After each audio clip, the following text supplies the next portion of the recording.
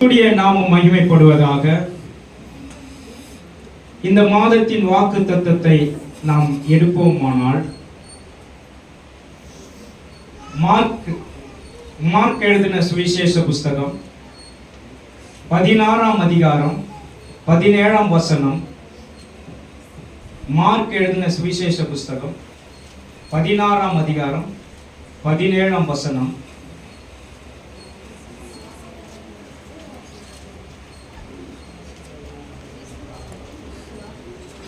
விசுவாசத்தை பற்றி நான் உங்களுக்கு சொல்லியிருக்கிறேன். விசுவாசிகளால் நடக்கும் அடையாளங்கள் யாவன? என் நாமத்தினாலே பிசாசுகளை துரத்துவார்கள், நவமான பாஷைகளை பேசுவார்கள்,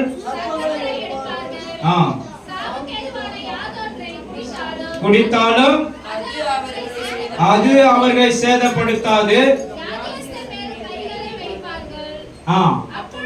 அப்பொழுது சொஸ்தமாவார்கள் என்று வேதம் சொல்லுகிறது. ஆகவே விசுவாசிக்கிறவர்களுக்கு அடையாளத்தை ஆண்டவர் காண்பிக்கிறார். அடையாளம் என்பது என்ன சொல்லுங்க? அடையாளம் என்பது என்ன? இப்போ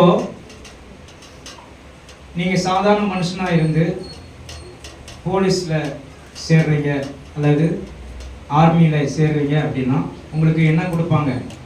முதலாவது ஐடி கார்டு, அதுக்கப்புறம் யூனிஃபார்ம், அதுக்கப்புறம்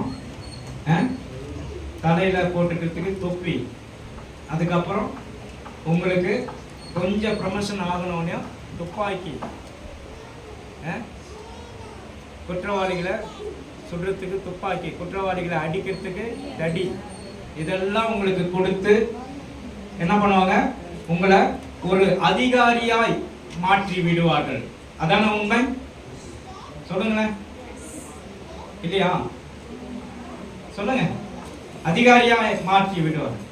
அப்போ விசுவாசிக்கிறவர்களால் நடக்கும் அடையாளங்களை பற்றி இந்த மாதம் முழுவதும் நாம் பேசிக்கொண்டு இருக்கிறோம். இந்த மாதத்திலே விசுவாசிக்கிறவர்களுக்கு கர்த்தர் அடையாளத்தை காண்பித்திருக்கிறார். அப்ப அந்த அடையாளத்தை நீங்கள் எப்படி வளர்த்து கொள்ள வேண்டும், விசுவாசத்தை எப்படி வளர்த்து கொள்ள வேண்டும் என்பதற்காக இன்னும் ஒரு அடையாளத்தை உங்களுக்கு கொடுக்கிறேன். அல்லேலூயா. கிறிஸ்தவ வளர்ச்சி மிகவும் அவசியம். கிறிஸ்தவ வளர்ச்சி மிகவும் அவசியம். எப்படிப்பட்டவர்களா இருக்கணும்? கிறிஸ்தவ வளர்ச்சினா, இந்த செடி வளர்த்து அப்படின்னா இது எப்படிப்பட்டது? தண்ணி ஊத்துறோம்,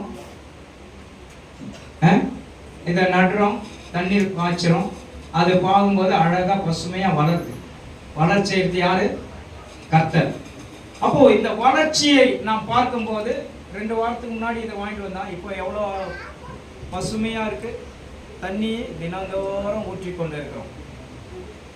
நான் கால் அடிபட்டு 1.5 மாதத்துல வீட்டில் இருக்கும்போது 2 செடி நாங்கள் வளர்த்தோம். முன்னாடி பிரதர் வாங்கி கொடுத்தாரு, நம்ம பிப்பு பிரதர், நானும் அவரும் போய் வாங்கி வந்தோம். கிட்டத்தட்ட அது 2017 வாங்கின செடி. அது அப்பப்போ நல்லா தண்ணி ஊற்றி வளர்த்து நல்லா வெட்டி வச்சுட்டு இருந்தேன். அழகாக வளர்ந்தது.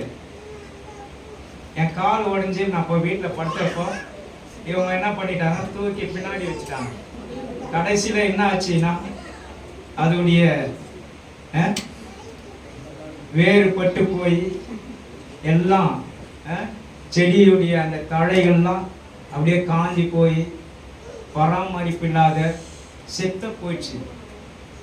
நான் வந்து பார்க்குறேன், அடப்பாவீங்களா, ஒரு உயிரை கொண்டுட்டீங்களே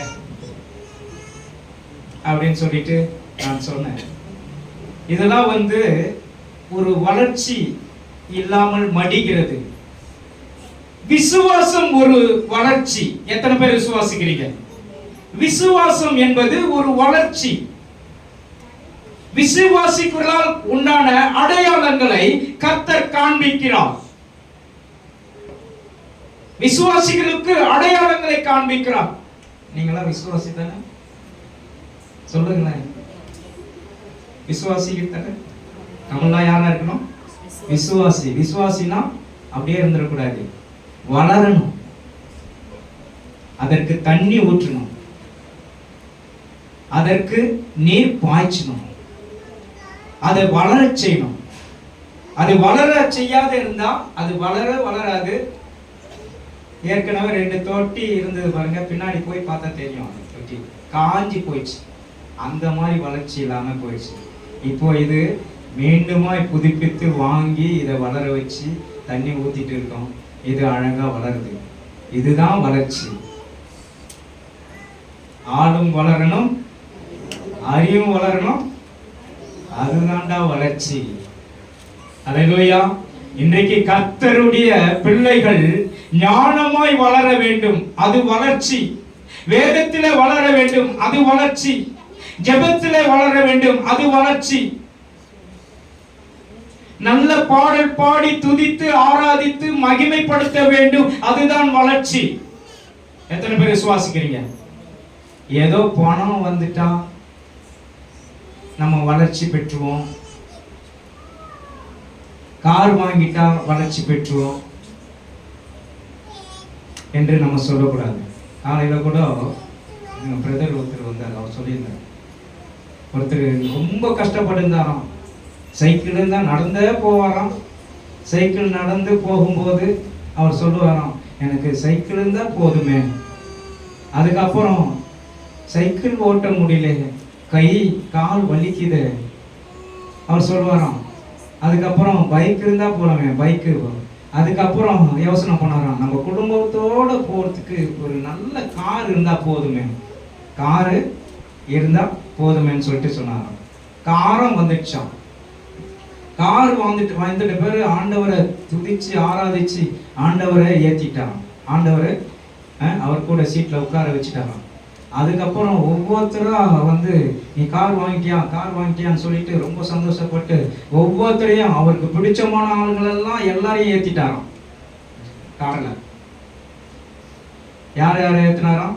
கிரிக்கெட் வீரன் தோனியை ஏத்திட்டாராம், ஆக்டர் விஜய் ஏத்தினாராம், மற்ற எல்லாரையும் ஏத்திட்டாராம். இன்னொருத்தர் அவரு ஃப்ரெண்டு வந்தாராம், அவரையும் ஏத்திட்டாராம். முதல்ல ஆண்டவர் ஏத்தினாரு பாருங்க, அந்த ஆண்டவரை கீழே இறக்கிட்டாராம். இறக்கிட்ட பேரு காரு ஓட்டிட்டு போறாராம். கொடுத்த ஆண்டவரையே நீ இறக்கிட்ட. இது எதற்கு சொல்லப்படுகிறதுனா, ஆண்டவர் கேட்டீங்க, ஆண்டவர் கொடுத்தார். ஆண்டவரையே நீங்க தள்ளிட்டு மற்ற காரியங்களுக்கு மற்றவர்களுக்கு நாம் முக்கியத்துவம் கொடுத்தால் அது நல்லது கிடையாது.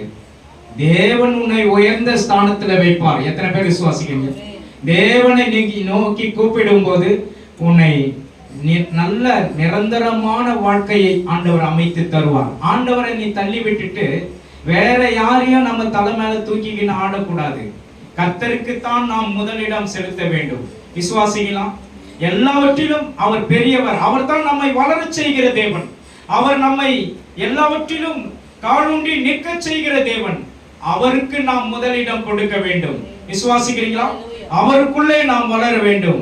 வாசிப்போம். எரேமியா புஸ்தகம் 4:38. எரேமியா புஸ்தகம் 4:30 வாசிங்க. எரேமியா புஸ்தகம் யூதா மனுஷரோடும் எருசலேமியரோடும் கர்த்தர் சொல்லுகிறது என்னவென்றால், நீங்கள் முள்ளுகளுக்குள்ளே விதையாதீர்கள்.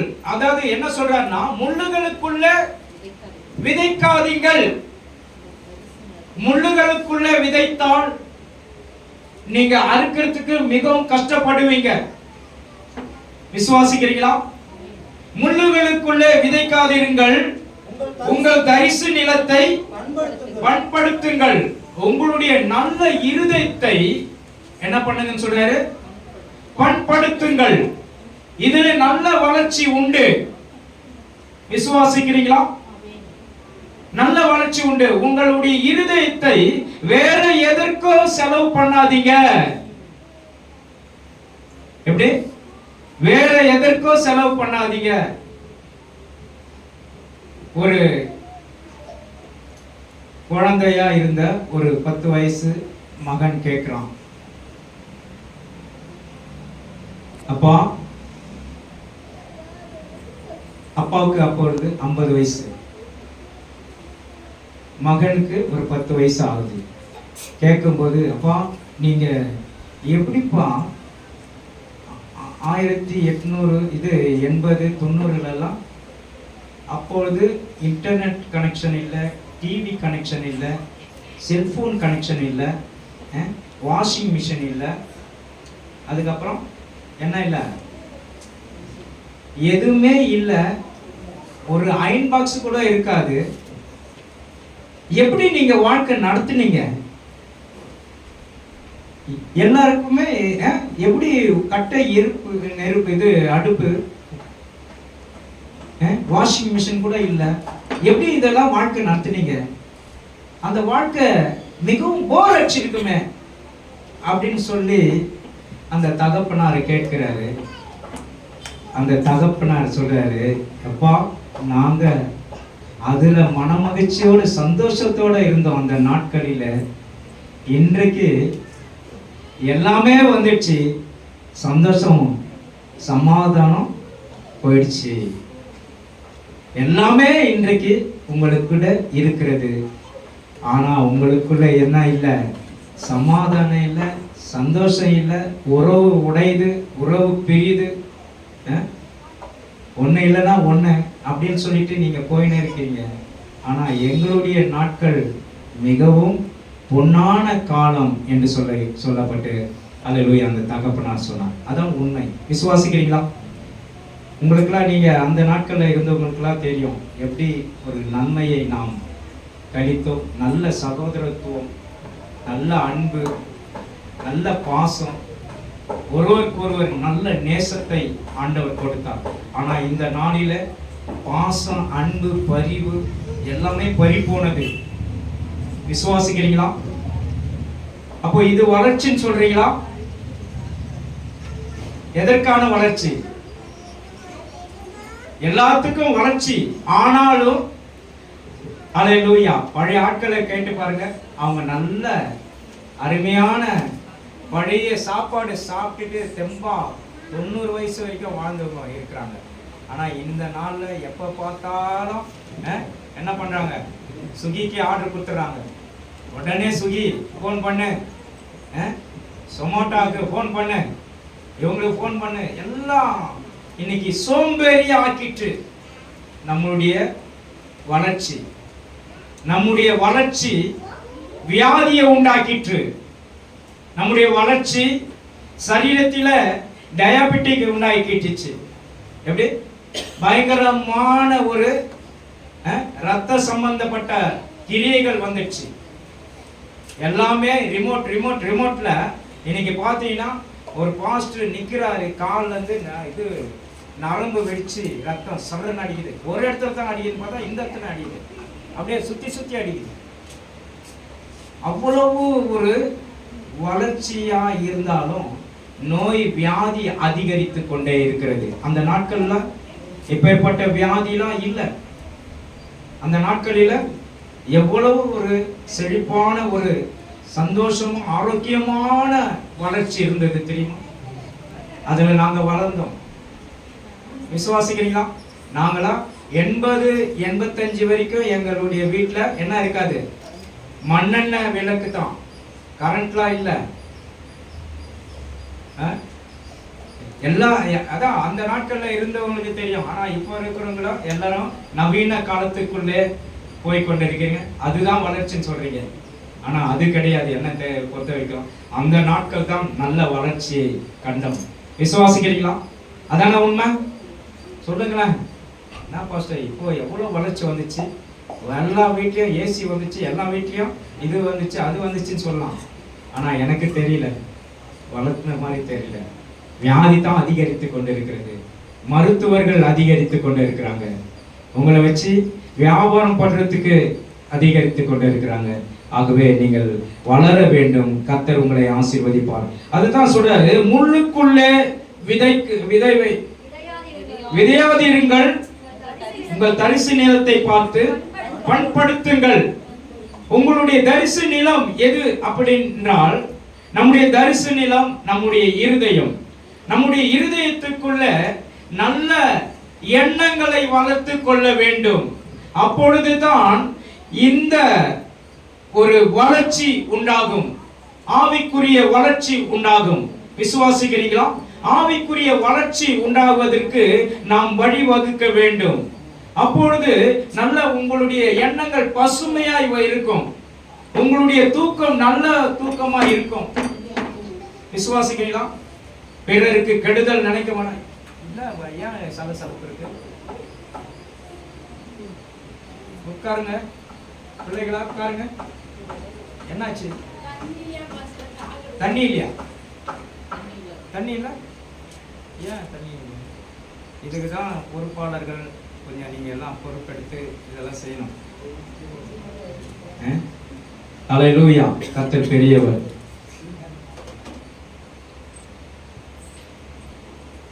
வாங்கிட்டு சொல்லுங்க.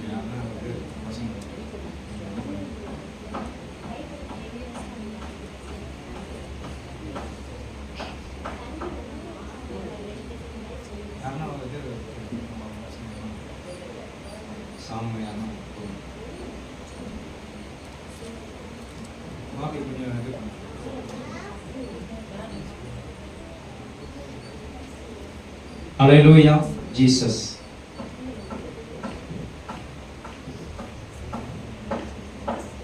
கர்த்தருடைய நாமம் மகிமைப்படுவதாக. கர்த்தர் சொல்றாரு, விதைக்கிறவனாலும் அல்ல, நீர் பாய்ச்சிறவனும் அல்ல, விளைய செய்கிற தேவனால எல்லாம் ஆகும். அப்போ அந்த விளைய செய்கிற தேவன் நம்மோடு கூட இருக்கணும்.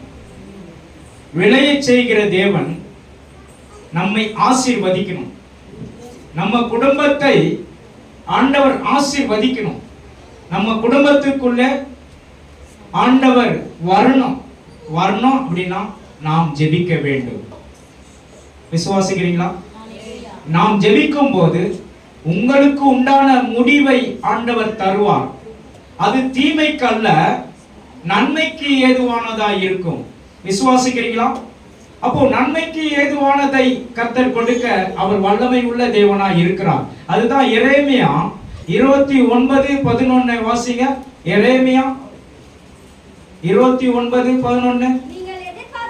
நீங்கள் எதிர்பார்த்திருக்கும் முடிவை உங்களுக்கு கொடுக்கும்படிக்கு நான் உங்கள் பேரில் நினைத்திருக்கிற நினைவுகளை அறிவேன். இது கர்த்தர் சொல்லுகிறார். இப்போ தீமைக்கல்ல, சமாதானத்துக்கு ஏதுவான நினைவுகளை. அல்லேலூயா. இன்னைக்கு சமாதானத்தை நம்முடைய இருதயத்துல வளர்த்து கொள்ள வேண்டும் என்றால் ஒரு முடிவை ஆண்டவர் கிட்ட தான் எதிர்பார்க்க முடியும். விசுவாசிக்கிறீங்களா? ஆண்டவர் கிட்ட தான் உங்களுடைய முடிவு இருக்கு. வேற யாருக்கிட்டையும் போனா அது நிவர்த்தி ஆகாது. உங்களுடைய முடிவு எங்க இருக்கு அப்படின்னா ஆண்டவர் கிட்ட தான் இருக்கு. சமாதானத்தின் முடிவை ஆண்டவர் கட்டளை இடுவார். நம்ம எதிர்பார்த்திருக்கிற முடிவு எது? இன்னைக்கு நம்ம எல்லாரும் உலகமே எதிர்பார்த்து கொண்டிருக்கிற, நாடே எதிர்பார்த்து கொண்டிருக்கிறது என்ன முடிவு? ஐயோ, இந்த எலெக்ஷன்ல ஆட்சி மாற்றம் வருமா? இந்த எலெக்ஷன்ல ஒரு பெரிய எழுப்புதல் வருமா? இந்த எலெக்ஷன்ல நம்ம எல்லாம் ஓட்டு போட்டு இருக்கிறோமே, ஓட்டு போட்டவர்கள் வருவார்களா? அதெல்லாம் நாம் எதிர்பார்த்து கொண்டு இருக்கிறோம். ஆண்டவர் சொல்றாரு, உன் நினைவுகள் என் நினைவுகள் அல்ல, உன் வழிகள் என் வழிகள் அல்ல. என் வழி என் பக்கம் நீ திரும்பு, அப்பொழுதுதான் உன் நினைவு சரிப்படும். விசுவாசிக்கிறீங்களா? நீ என் பக்கம் திரும்பு. திரும்பும் போது உன் வாழ்க்கையில ஒரு மாற்றத்தை கொடுப்பார். நீ ஆவிக்குரிய வளர்ச்சியில வளர்ந்து கனித்தரும் மரமாக மாறுவாய். கர்த்தர் உன்னை கொண்டு பெரிய திட்டங்கள் வச்சிருக்கிறார். மகனே, மகளே, கர்த்தருக்காக நீ எழும்பி பிரகாசிக்கணும். கர்த்தருக்காக தம்மை அர்ப்பணிக்கணும். கர்த்தருக்காக ஒப்பு கொடுத்து ஜெபம் பண்ணு. நீ ஆவிக்குரிய ஜீவித்துல வளர்வதை எல்லா ஜனங்களும் பார்ப்பார்கள். அல்லேலூயா. எல்லாவற்றிலும் நீ ஆவிக்குரிய ஜீவித்துல வளர வேண்டும். நன்மைக்கு ஏதுவானதை நீ செய்ய வேண்டும். கர்த்தருக்கு பிரியமானதை செய்ய வேண்டும். கர்த்தருக்கு பிரியம் இல்லாத காரியத்தை நீ செய்து நான் வளரணும், என்னுடைய வாழ்க்கை முடிவு இப்படி இருக்கணும் அப்படின்னு நினைச்சா அது அல்லேலூயா பிரியமில்லாத காரியம். ஆகவே ஆண்டவருக்கு பிரியமானதை செய். நீ நல்ல தரிசு நிலத்துல அல்லேலூயா விதை. இந்த நிலத்துல விதைக்க ஆண்டவர்கிட்ட கேளு. ஆண்டவரே, என் இருதயத்துல நீங்க வாங்க, என் இருதயத்தோடு பேசுங்க, என் இருதயத்துல சொல்லப்படுகிற வார்த்தைகள் நிறைவேறட்டும் என்று நினைங்க. நிச்சயமா உங்களுடைய வாழ்க்கையில கர்த்தர் சமாதானத்தை கொடுப்பார். விசுவாசிக்கிறீங்களா? அல்லேலூயா. விசுவாசிக்கிறவருக்கு எல்லாம் கூடும் என்று சொல்லப்பட்டிருக்கு. முதலாவது கர்த்தருக்கு பிரியமான காரியங்களை நீ செஞ்சு பாரு. உன் வாழ்க்கையில உன் முடிவு நல்லதா இருக்கும். கர்த்தருக்கு பிரியமான காரியங்களை நீ செய்யும் போது உன் வாழ்க்கையில சமாதானம் ஏற்படும். அது நல்ல முடிவாய் ஏற்படும். அல்லேலூயா. நீங்களே முடிவு எடுத்துக்க கூடாது. கர்த்தர்கிட்ட கேளுங்க. கர்த்தர் சொல்றாரு, என்ன சொல்றாரு? வாசிங்க மறுபடியும். அதை நீங்கள் எதிர்பார்த்திருக்கும் முடிவை உங்களுக்கு கொடுக்கும்படி உங்கள் பேரில் நினைத்திருக்கிற நினைவை அறிவேன். ஆமென். அல்லேலூயா. அவை யாருக்கு? தீமைக்கல்ல, சமாதானத்துக்கு ஏதுவாய் முடியும். நீ ஆண்டவருடைய பலிபீடத்திலிருந்து சொல்லுகிற வார்த்தைக்கு நாம் கீழ்ப்படியும் போது நிச்சயமாய் சமாதானத்துக்கு ஆன முடிவு உன்னிடத்தில் உன் வாழ்க்கையில அமையும். கர்த்தர் பெரிய காரியங்களை செய்ய அவர் வல்லமை உள்ள தேவனாய் இருக்கிறார். விசுவாசிக்கிறீங்களா? நம்புறீங்களா? கர்த்தர் பெரியவராய் இருக்கிறார். ஆகவே இதை நீங்கள் செய்யுங்கள். கர்த்தர் உன்னை ஆசீர்வதிப்பார். அதுக்காக தான் சொல்றாரு. சங்கீதம் 126 சொல்றாரு, 6ஆம் வசனம். சங்கீதம் 126:6. அள்ளித்தூவும் விதையை சுமக்கிறவன் அழுது கொண்டு போகிறான், அரிகளை சுமந்து கொண்டு போகிறவன் கம்பீரத்தோடு திரும்பி வருவான். நிச்சயமாய். அல்லேலூயா. அவன் அழுதுட்டு போறான். ஏன் அழுகிறான் அப்படின்னா, சுமக்க முடியல. இந்த உலக வாழ்க்கைய சுமக்க முடியல. உலக வாழ்க்கையில இருக்கிற கஷ்டத்தை சுமக்க முடியலன்னு அழுகுறோம். ஆனால் அது வளர்ந்து அந்த அரிக்கட்டை தலையில தூக்கின்னு வரும்போது வளர்ந்தது தெரியாது, அவன் சுமக்கிற அந்த சுமையும் தெரியாது. விசுவாசிக்கிறீங்களா? இன்னைக்கு அல்லேலூயா. நீங்க எவ்வளவுக்கு எவ்வளவு அழுது கொண்டு சுமந்து கொண்டு இருக்கிறீர்களோ, எவ்வளவுக்கு எவ்வளவு பாரத்தோடு வேதனையோடு கசப்போடு வாழ்க்கை நடத்தி கொண்டு இருக்கிறீர்களோ, கண்ணீரோடு நடத்தி கொண்டு இருக்கிறீர்களோ, இன்றைக்கு ஆண்டவர் சொல்லுகிறார், உன் வளர்ச்சி வேண்டும் என்றால் நீ தரிசு நிலத்துல பண்படுத்த வேண்டும். அல்லேலூயா. எல்லா கிளைகளை எடுத்து போட வேண்டும். எல்லா களைகளை எடுத்து போடு, பிடுங்கி போட வேண்டும். நமக்குள்ள இருக்கிற துஷ்ட கிரியைகள், நமக்குள்ள இருக்கிற கெட்ட கிரியைகள் எடுத்து போட்டு பாரு. கர்த்தர் எல்லாவற்றிலும் உன்னை வாளாக்காமல் தலையாக்குவார், கீழாகாமல் மேலாவாய். அதுதான் எபேசியர்ல ஒரு வார்த்தை சொல்லப்பட்டிருது. 4 என்ன வசனம்? 4:11.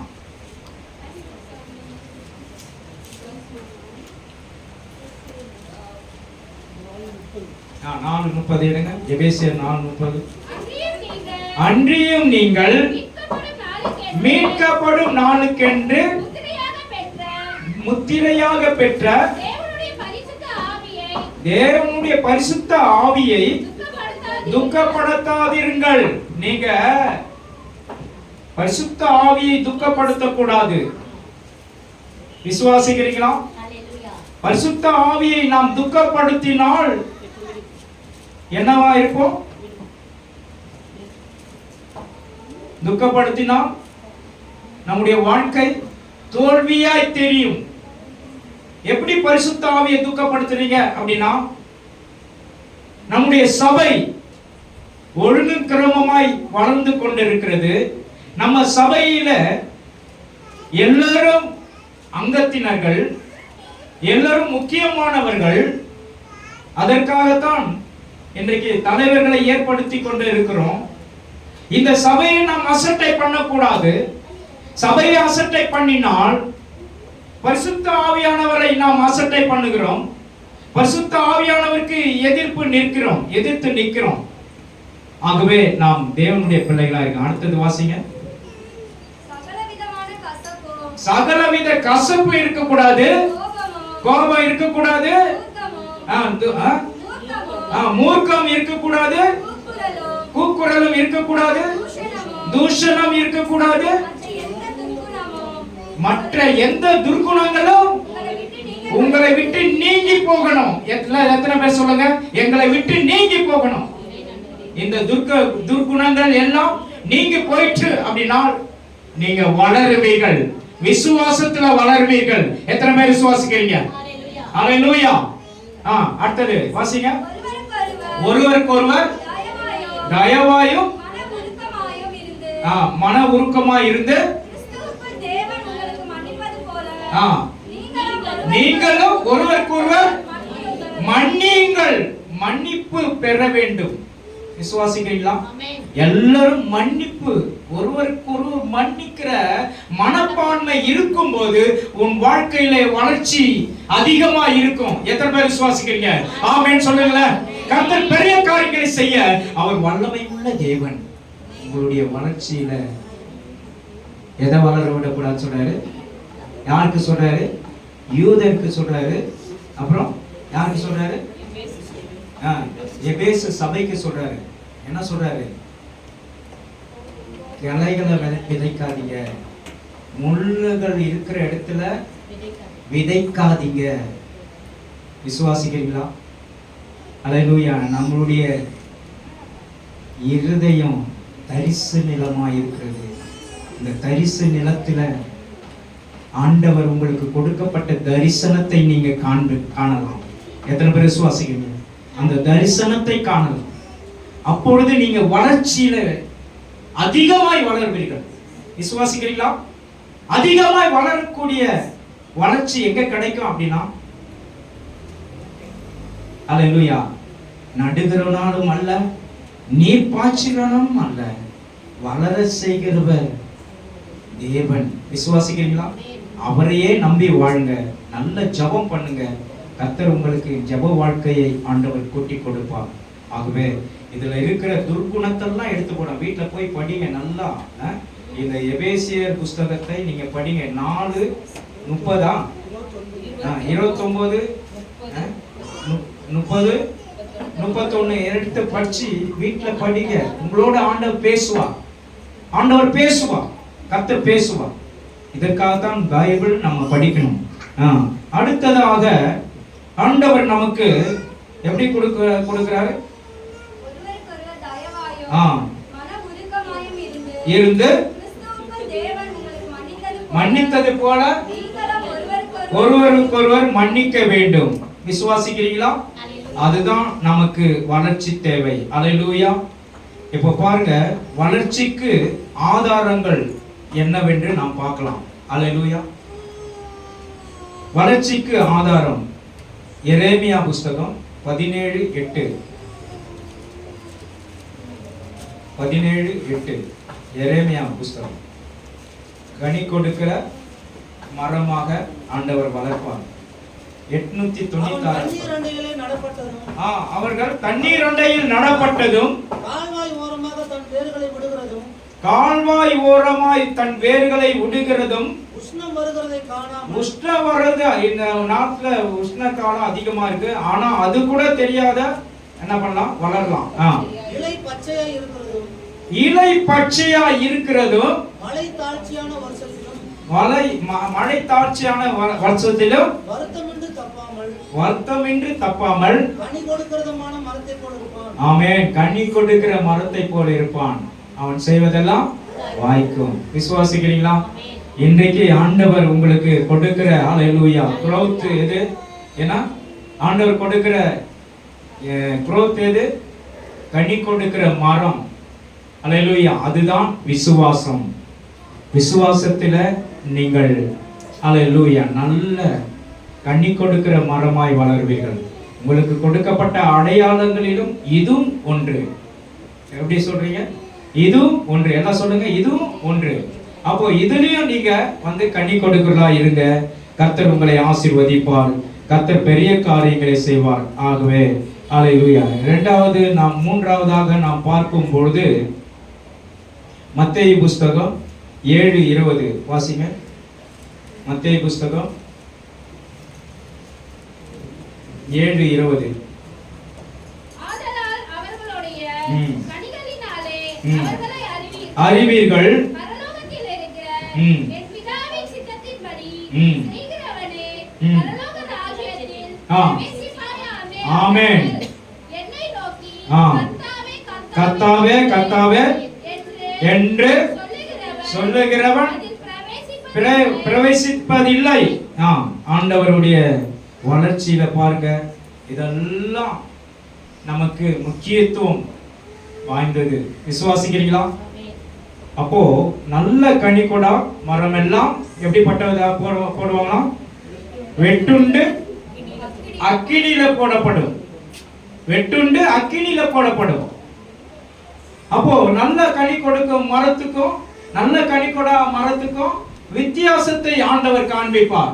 இன்றைக்கு நீங்க நல்ல கனி கொடுக்கிறவளாய் மாறும்போது உன் வாழ்க்கை வித்தியாசப்படும். விசுவாசிக்கிறீங்களா? அப்போ ஆண்டவர் நமக்கு இது ஒரு வளர்ச்சியை ஆண்டவர் கொடுத்திருக்கிறார். இந்த வளர்ச்சியில நாம் தேவனுக்கு பிரியமான காரியங்களை செய்ய வேண்டும். இதுதான் கிறிஸ்தவ வளர்ச்சி. எல்லாம் சொல்லுங்க, கிறிஸ்தவ வளர்ச்சி. அப்போ கிறிஸ்தவ வளர்ச்சிக்கு முக்கியமான காரியம் நம்முடைய தரிசு நிலத்தை சுத்தமாக்கி வைத்துக் கொண்டு நல்ல கனி கொடுக்கிற மரமாய் நீங்க வளர்த்து பாருங்க. கர்த்தர் உங்களுக்கு கனி கொடுக்கிற மரம் என்பது விசுவாசம், நம்பிக்கை எல்லாம் அதற்குள்ளே இருக்கிறது. அதுதான் ஹல்லேலூயா. நம்ம எல்லாத்தையும்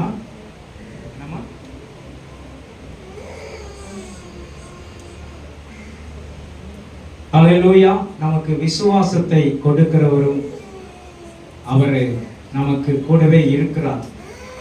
ஆகவே விசுவாசத்தினால் நீதிமான் பிழைப்பான் என்று சொல்லப்பட்டு இருக்கிறது. விசுவாசிக்கிறதால் கூடுகிற அடையாளங்களை நீங்கள் பார்த்து கொண்டிருக்கீங்க. அப்படி எப்படிப்பட்டவர்கள் விசுவாசிப்பார்கள் என்றால் கிறிஸ்தவர்கள் வளர்ச்சி, அதாவது growth ஆகணும். ஹல்லேலூயா. கிறிஸ்தவனுடைய வளர்ச்சி growth ஆகணும். அது உங்களுக்கு மிக முக்கியமானது. ஆகவே ஒருவருக்கொருவர் வளர்ந்து கனி கொடுக்கிற மரமாய் மாற வேண்டும். பிறருக்கு நல்ல உதவி செய்கிறவர்களாய் இருக்க வேண்டும். மற்றவர்களுக்கு நீங்கள் நல்ல நிலமாய் இருக்க வேண்டும். கர்த்தர் உங்களை எல்லாவற்றிலும் ஆசீர்வதித்து உங்களை மேன்மைப்படுத்துவார். கர்த்தர் உங்களை கொண்டு பெரிய காரியங்களை செய்வார். ஆகவே ஆண்டவர் உங்களை ஆசீர்வதிப்பாராக. நாம் எல்லாரும் கண்களை மூடி நாம் ஜெபிப்போம். எல்லாரும் எழுந்து நின்று எல்லாரும் தேவனை மகிமைப்படுத்துவோமா? ஒரு பாடல் பாடும் பொழுது காணிக்கை சேகரிப்போம். கர்த்தருக்கென்று கொடுப்போம். உன்னை ஆசீர்வதித்து உன்னை காக்க கடவர். கர்த்தர் தம்முடைய முகத்தை உன்மேல் பிரகாசிக்க பண்ணி உன்மேல் கிருபையாய் இருக்க கடவர். கர்த்தர் தம்முடைய முகத்தை உன்மேல் பிரசன்னமாக்கி உனக்கு சமாதானம் கட்டளையிட கடவர் என்பது ஹல்லேலூயா. தேவனுடைய ஹல்லேலூயா ஆசீர்வாதம் உங்கள் மேல் சூழ்ந்திருப்பதாக. இன்றைக்கு எல்லாரும் ஹல்லேலூயா ஜனங்களை ஆண்டவர் ஆசீர்வதிக்கும்படியாக எல்லாரும் கரங்களை உயர்த்துங்க. கர்த்தர் உங்களை ஆசீர்வதிக்க வல்லமை உள்ள தேவன் வந்திருக்கிறார். உங்களுடைய ஹல்லேலூயா வளர்ச்சி ஹல்லேலூயா பணத்தினாலும் அல்ல, பராக்கிரமத்தினாலும் அல்ல, தேவனுடைய ஆவியினால் வளரும் என்று சொல்லப்பட்டிருக்கிறது. உங்க வளர்ச்சி தேவனுக்கு கொடுங்க. தேவன் உங்களை வளர்ச்சிக்கு உண்டான பாதையில கொண்டு போவார். உங்களை கனித்தரும் மரமாய் மாற்றுவார். கர்த்தருடைய கரம் கூட இருக்கும். ஆகவே அல்லேலூயா, பொல்லாத துர்குணத்திலிருந்து நம்மை காத்து வழி நடத்துவதற்கு கர்த்தர் உங்களை வழி நடத்துவாராக. தேவைகளை சந்திப்பாராக.